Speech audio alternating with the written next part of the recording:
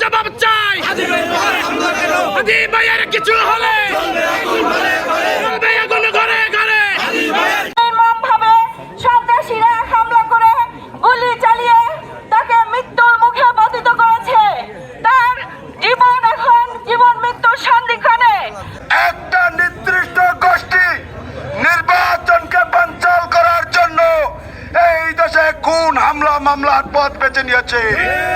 আমরা পরিষ্কার ভাষায় বলে দিতে চাই, বাংলাদেশের স্বাধীনতার সার্বভৌমত্ব রক্ষা করার জন্য এবং 12ই ফেব্রুয়ারি নির্বাচন করার জন্য এই দেশের শহীদ জিয়ার আদর্শিক সৈনিকেরা তৈরি আছে।